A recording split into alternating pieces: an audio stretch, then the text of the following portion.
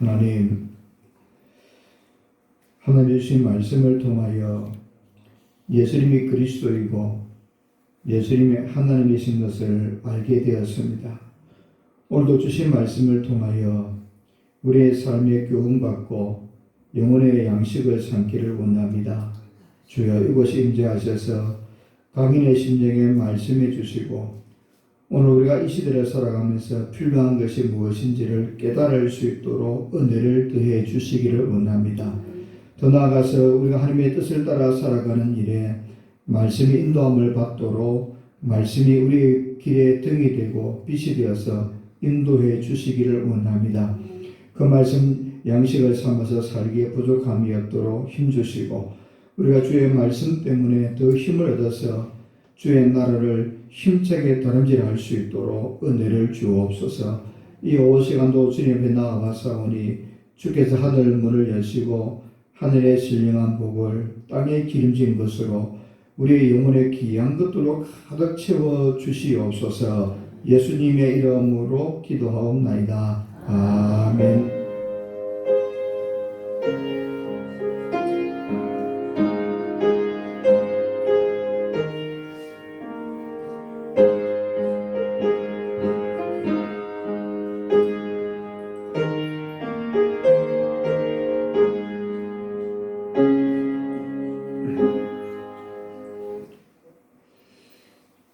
우리가 일상생활을 하면서 가장 많은 관심을 기울이는 것이 무엇일까 생각을 해보면 건강의 문제라고 생각을 합니다.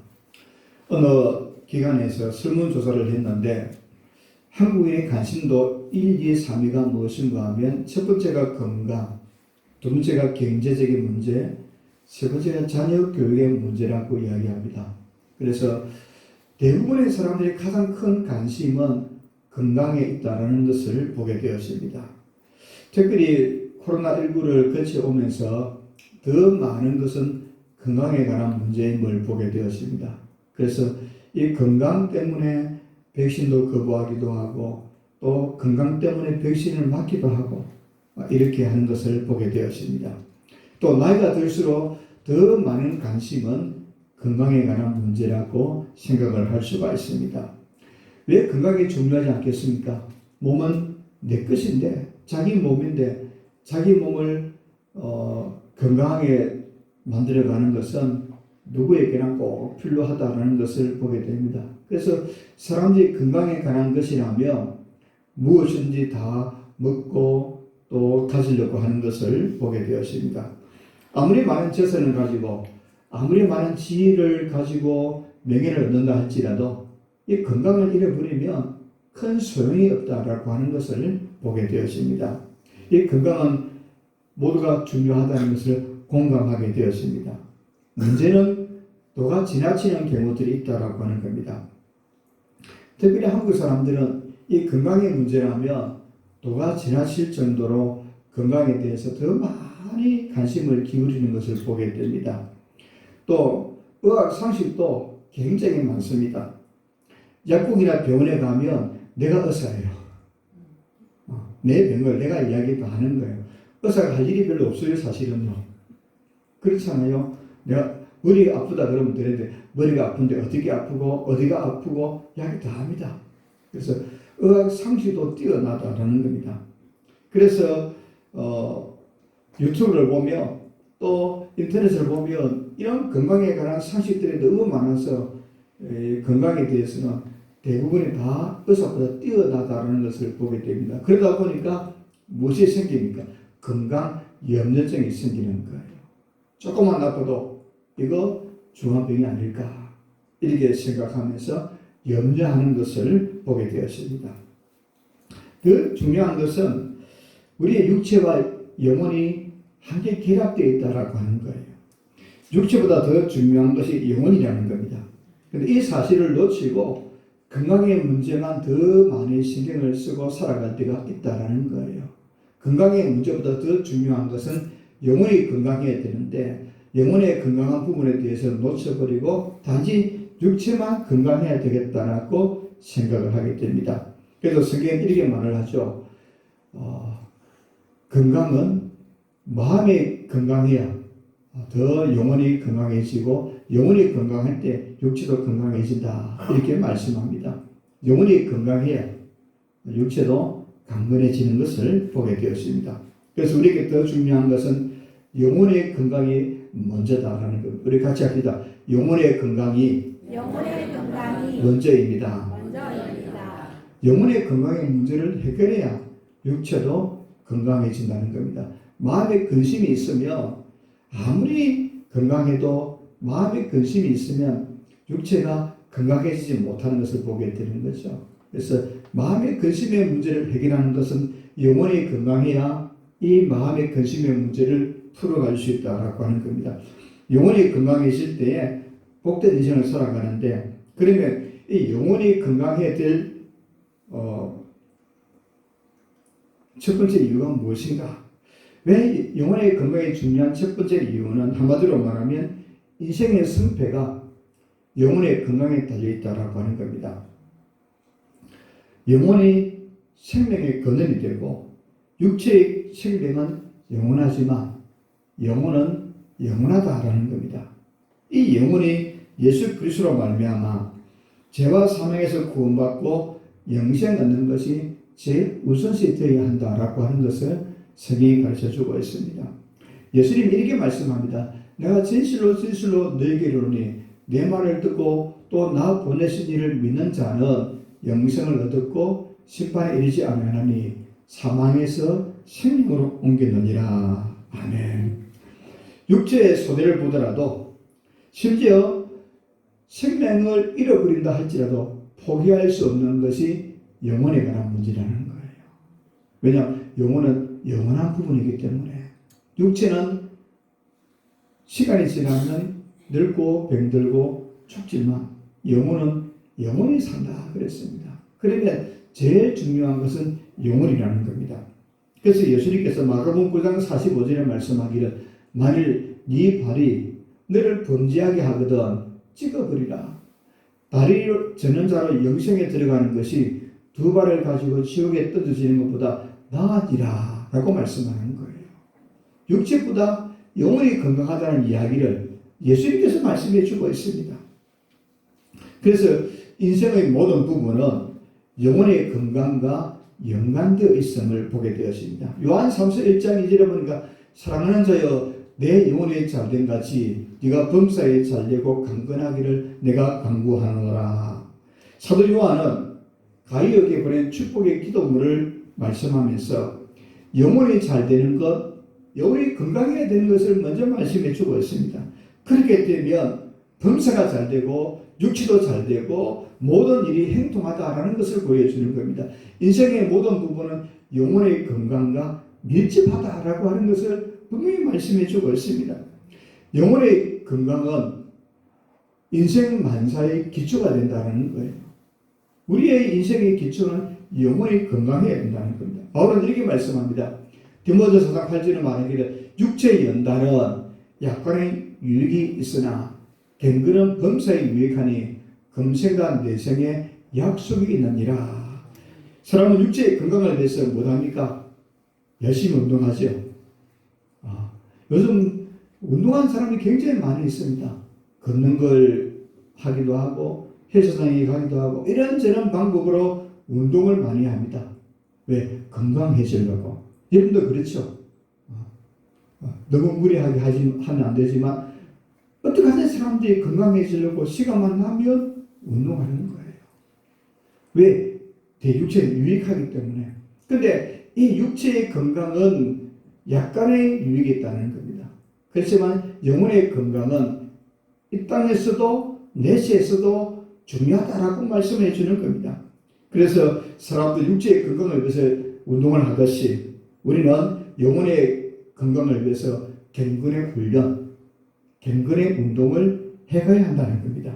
이것은 이 땅의 삶뿐만 아니라 영생과 연결되어지기 때문에 중요하다는 겁니다. 그러므로 우리 모두에게 있어서 영혼의 건강이 우리 인생의 승패를 좌우하구나. 이 사실을 기억하면서 영혼이 건강해지려고 애쓰는 저와 여러분이 되기를 주님의 이름으로 축복합니다. 그러면 두 번째로 이 영혼이 건강하면 어떤 복이 주어지는가를 우리가 생각을 해 보려고 합니다. 영혼이 건강하면 영적인 능력으로 충만해진다는 겁니다.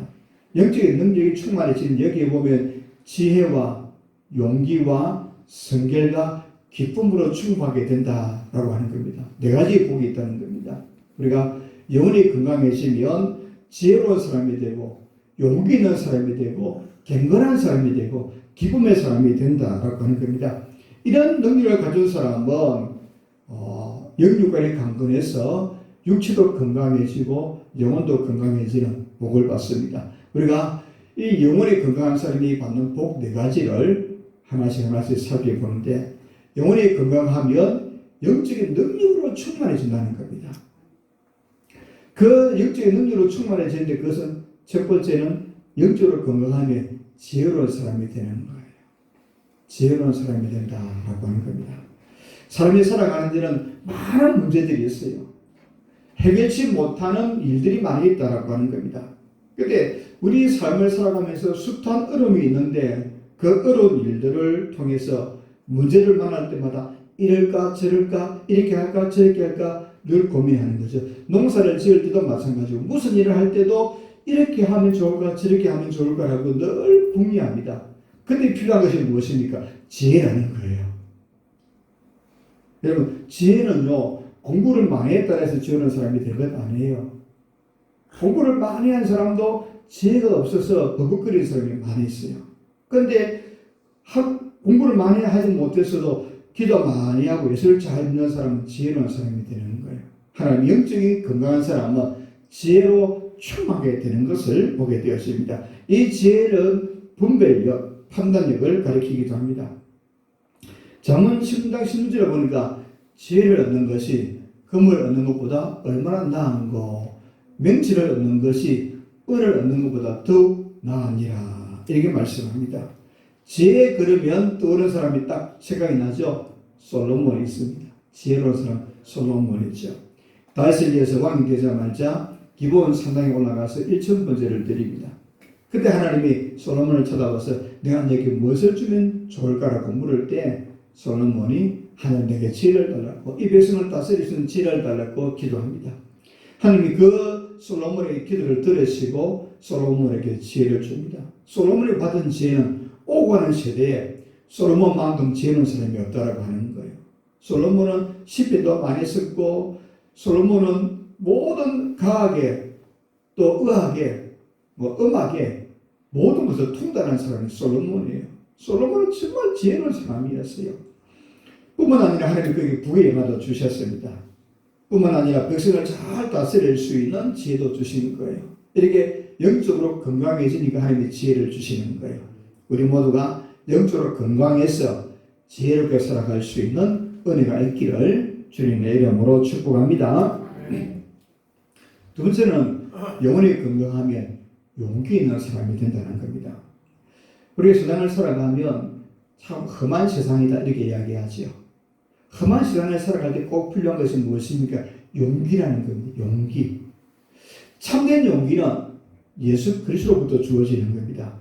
요한복음 16장 33절에 보니까 이것을 너희에게 이르는 것은 너희로 내 안에서 평안을 누리게 하려 합니다. 세상에서 너희가 환난을 당하나 담대하라. 내 세상을 이겨노라. 이러면서 예수님이 십자가를 지고 죽으실 것을 예언하시면서 그 말을 듣고 있는 제자들이 두려웠을 때에 담대하라. 담대하라고 하는 거예요. 용기를 가지고 살아가라고 하는 거예요. 예수 그리스도 안에 있을 때 정말 용기 있는 사람이 된다라고 하는 겁니다. 제자들은 예수님의 말씀을 듣고 예수님 안에 있을 때 참된 용기가 생기는 겁니다. 그래서 제자들이 성경을 받고 나서 어떻게 삽니까? 죽음을 무릅쓰고 복음을 전하는 거예요. 초대교회 성도들은 우리가 가지고 있는 성경도 없었어요. 그냥 제자들이 성경을 가르쳐주고 읽어주면 그 들은 말씀 가지고 그 말씀 붙들고 살아가는 거예요.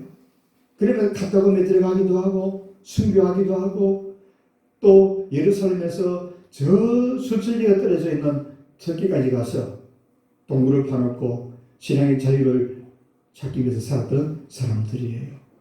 예수 그리스도 안에 있을 때 용기 있는 사람이 되더라고 보여주고 있습니다. 오늘 우리가 이런 세상을 살아가면서 용기 있게 살아가야 된다는 겁니다. 분명히 주님의 재림할 때가 다가오며 환난의 때가 온다 그랬습니다. 환난의 때뿐만 아니라 우리를 핍박하는 일들이 더 많아지게 될 거라고 말씀하는 거예요. 요즘은 길거리에 복음을 전하는 일이 참 쉽지 않습니다. 용기 있어야 되는 거예요. 용기가 있어야 되는 거예요. 요즘은 오히려 이단들이 더 대놓고 복음을 전하고 있어요. 오늘 우리가 예수 그리스도 안에서 용기 있는 사람이 되어서 담대하게 예수님을 전할 수 있고 자랑할 수 있는 사람이 되어야 됩니다. 또 핍박의 때가 오면 담대하게 예수 그리스도 안에서 믿음의 사람이라고 고백할 수 있나, 이런 사람이 되어야 된다는 겁니다. 한나라당 그 총리가 되신 분이 그 기독교인인 것 같더라고요. 그래서 얼마 전에 국회에서 김기현 씨를 두고 아마 감사 예배를 드렸다라고 하면서 볼 때에 뭐 정도이구나라고 생각이 드는데 잘 몰랐잖아요, 우리가요. 근데 국회 안에도 예수 믿는 사람 참 많다는 거예요. 많은데 용기 있는 사람이 별로 없어요. 정말 영적으로 건강해야 된다는 거예요. 그래, 그런 사람이 용기 있게 정말 단호하게 불근질한 것들이 그리 올라오면 단호하게 거절할 수 있는 용기가 생기도록 기도해 줘야 된다는 겁니다. 예수님이 참된 용기를 주는데 우리가 예수님 안에서 참된 용기를 가지고 어떤 어려움이 와더라도 나는 그리스도인이다라고 자랑할 수 있는 저와 여러분 되기를 주님의 이름으로 축복합니다. 세 번째로 영적으로 건강하며 성결의 능력이 있는 사람이 된다는 겁니다. 세상에는 유혹이 많다는 겁니다. 우리를 넘어지게 하는 일들이 참 많이 있음을 보게 되었습니다. 원수 마귀는 그럴듯한 말로 우리를 속이고 넘어지게 하고 시험 들게 하는 일들이 참 많이 있다는 겁니다. 이럴 때 영적으로 건강하지 못하며 낙심되어질 수 있다라고 하는 것을 보게 됩니다. 그래서 베드로전서 5장 8절 9절에 보니까 근신하라, 깨어라, 너희 대적 마귀가 우는 사자같이 두루다니면 산표질을 찾나니 너희는 믿음을 굳건하게 하여 그를 대적하라. 이는 세상에 있는 너희 형제들도 독이나 고난을 당하는 줄을 알미라. 이렇게 말씀하면서 유혹하는 자가 많기 때문에 담대한 믿음으로 살아야 되는데 성결하게 살아야 된다라고 말씀하는 겁니다. 그 대표적인 사람이 다니엘과 세 친구를 생각해 볼 수가 있습니다. 다니엘과 세 친구는 이스라엘 나라가 바벨론으로 바벨론에 의해서 망하고 바벨론 땅에 포로로 끌려가게 됩니다. 이 바벨론 나라가 포로로 끌려온 사람들 중에서 똑똑한 사람을 세워서 관리로 등용하려고 하는 거예요. 그때 다니엘과 그 세 친구도 왕실에서 교육을 받는 겁니다. 근데 이 바벨론 나라에서 포로로 끌려온 사람들을 바벨론 사람들로 만들기 위하여서 우상 앞에 제사를 드린 음식을 주고 또 바벨론 사람식으로 먹게 하는 거예요. 근데 유대인들은 음식에도 구별이 있거든요. 음식에 구별하는 이유는 성실하게 살아가기 위한 목적으로 음식을 구별하라고 하는 거예요. 구약성경에 먹으면 된다, 먹지 말라, 이것은 음식에 어떤 차이가 있는 것이 아니라 성실하게 살아가야 된다는 그 말씀을 하기 위해서 하나님이 먹을 수 있는 음식과 먹지 말는 음식을 구별한 거예요.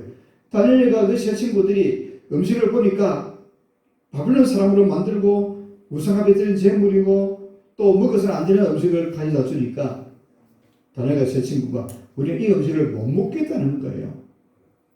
우리는 육식을 하지 못하겠다는 겁니다. 채식만 달라고 그렇게 한 거예요. 한번 생각해 보십시오. 포로로 끌려온 사람이 남은 나라에서 포로 주제에 음식을 거절할 수가 없잖아요. 죽으면 죽으리라는 결단으로 음식을 거절하게 됩니다. 그런데 하나님께서 은혜를 주셔서 그들이 하는 요구를 받아들이게 됩니다. 그런데 하나님은 어떻게 합니까? 성실하게 살아갔던 그 다니엘과 그 세 친구에게 어떻게 합니까? 공부를 끝마치니까 어떻게 됐을까요? 1등, 2등, 3등, 4등 되어진 거예요. 누가 1등을 했는지 모르겠어요. 그렇지만 그 네 사람이 최고의 승리를 거두어서 관리로 등용되었다라고 말씀해 주고 있습니다. 성실하게 살아갔더니 하나님이 그들이 영혼이 건강하고 성결의 삶을 살아갔더니 복을 주시고 은혜를 주시는 것을 보게 됩니다. 우리 역시 마찬가지입니다. 영혼이 건강하면 경건의 삶을 살아가려고 몸부림치게 되고 그렇게 살아갈 수 있는 힘도 주시는 것을 보게 됩니다. 네 번째는 영혼이 건강하면 예수님이 주신 기쁨으로 충만하게 된다라고 하는 겁니다. 요한복음 4장을 보면 예수님께서 사마리아 여인을 만나는 장면이 나옵니다. 이 여인은 결혼에 여러 차례 실패한 여인이기도 합니다. 또 사람들과 마주치기 싫어하는 사람이었어요. 그래서 인적이 드문 낮 시간 저녁에 제일 더운 시간에 물을 길러 올 정도로 사람들과 만나는 걸 싫어하는 여인이었어요. 정말 고달픈 인생을 살아가는 여인이었습니다. 저당을 낳으면 죽지 못해 사는 인생이었어요. 그런데 예수님을 만난 이후에 영생을 얻었어요. 그 영혼에 기쁨이 생겼습니다. 전에는 사람들을 만나는 것이 싫었는데 이제는 내가 예수님을 만났습니다. 내가 예수님을 만나서 영생 얻었습니다. 구원받았습니다라고 외치면서 복음을 전합니다. 그 이 여인 때문에 사마리아 사람들에게 기쁨이 생기고 본인에게도 기쁨이 생기는 것을 보게 됩니다. 이렇게 예수님을 만났더니 영혼이 건강해져서 기쁨으로 충만하게 되는 것을 볼 수가 있습니다.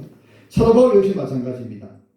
감옥에 갇혀서 빌립보서를 썼는데 감옥에 갇혀있는 바울이 또 몸도 건강치 못하고 곧 순교의 때가 다가오는 그 바울은 빌립보서를 보니까 항상 기뻐하라, 쉬지 말고 기뻐하라, 기뻐하는 내용들로 가득 채워져 있는 거예요. 감옥에 있는 사람이 무엇이 기쁘겠습니까? 몸에 병들어서 추위를 지나고 견뎌야 되고 곧 이제 황제가 재판을 끝내며 순교의 자리로 가야 되는 그 일이 그 앞에 놓여져 있는데 근데 바울이 말하기를 기뻐하라, 기뻐하라, 내가 기뻐하는데도 기뻐하라 이렇게 말씀하는 거예요. 그러면서 사도 바울은 빌립보서 4장 13절로 14절에 보니까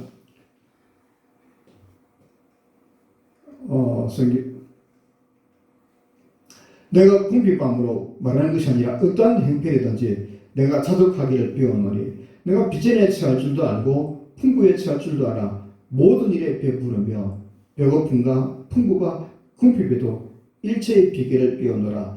내게 능력 주시는 자에서 내가 모든 것을 할 수 있느니라. 자족의 비결을 배웠다는 겁니다. 그 안에 신령한 기쁨이 있어서 주님이 주는 기쁨이 있어서 자족할 수 있도록 그래 은혜를 주셨다라고 말씀해 주고 있습니다.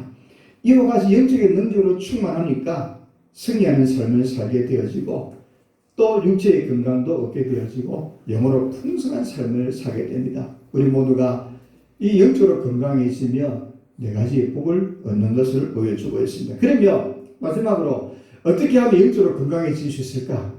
어떻게 하면 영적으로 건강한 삶을 살게 될까? 두 가지로 생각해 볼 수가 있습니다. 오늘 이 본문에는 영적 건강관리법을 말씀해 주는데 영혼의 건강을 위해서는 무엇보다도 죄를 깨끗하게 처리해야 된다라는 거예요. 죄 문제를 해결해야 된다는 겁니다. 오늘 본문 1절에 보니까 그러므로 모든 악독과 모든 기만과 외식과 시기와 모든 비방하는 말을 버리고 악독이란 말은 사악함, 기만은 속이는 것, 외식하는 것은 위선 드는 것, 또 시기심, 비방하는 것, 험담하는 것들을 버려야 된다는 겁니다. 여기 버린다 이 말씀은 헛옷을 벗어서 버리듯이 버린다는 거예요. 헛옷은 입지 않고 그냥 쓰레기통에 버리듯이 이런 것들은 우리에게서 마치 쓸모없는 것을 버리듯이 버리게 한다라고 하는 겁니다. 죄는 영혼을 병들게 하는 바이러스와 같다라고 하는 거예요. 바이러스 얼마나 무서운 겁니까? 사자와 맹수도 작은 병균 하나에 의해서 죽게 되는 거예요. 아무리 힘이 센 사자도 큰 맹수도 작은 병균 때문에 죽는 거예요. 우리의 영혼도 작은 눈에 보이는 죄 때문에 죽게 되는 거예요. 그러므로 죄를 제거해야 된다는 겁니다. 어떻게 하면 죄를 제거할 수 있습니까? 너무 간단합니다. 예수님 앞에 나가서 내 죄를 자백하면 되는 거예요. 요한일서 1장 9절에 보니까 만약 우리가 우리 죄를 자백하며 그는 미쁘시고 의로우사 우리 죄를 사하시며 우리를 모든 불의에서 깨끗하게 하실 것이요 라고 했습니다. 우리의 모든 죄를 예수님 앞에 나와서 내려놓고 회개하고 용서를 구하며 다 용서해 준다는 거예요. 죄를 멀리해야 되는가. 또 하나는 말씀을 섭취하며 말씀을 가까이 하면 영혼이 생명을 얻고 풍성해지고 건강해진다라고 말씀해 주고 있습니다. 우리가 예수님의 말씀으로 영생을 얻습니다.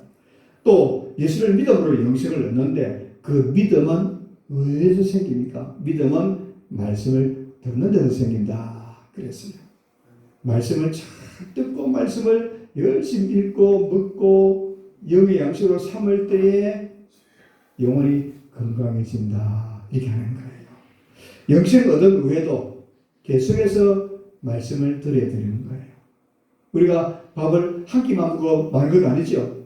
아침 드시고 점심 맛있게 드시고 저녁도 드시고 그럼 내일 안 드세요? 내일도 밥 먹어야 되죠.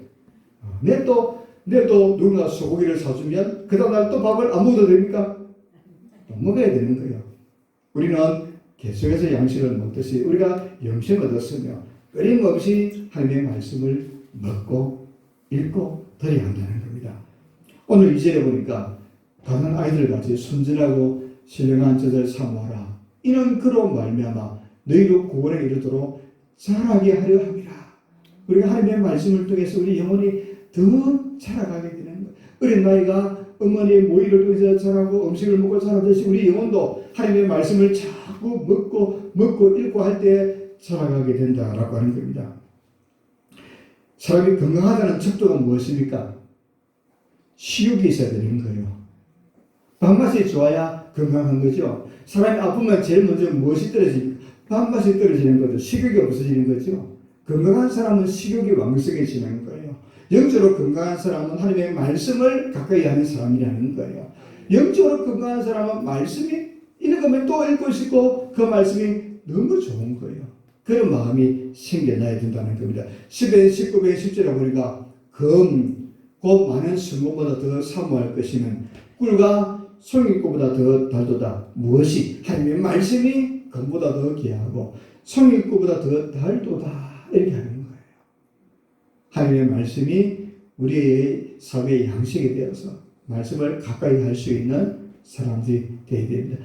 우리에게 주신 성경 말씀은 하나님의 말씀입니다. 이 말씀을 늘 가까이 하는 거예요. 설교도 듣고 성경도 읽고 또 그 말씀을 묵상하기도 하고 이런 가정들을 개인적으로 계속해서 가져야 된다는 겁니다. 우리의 영혼이 건강해져야 됩니다.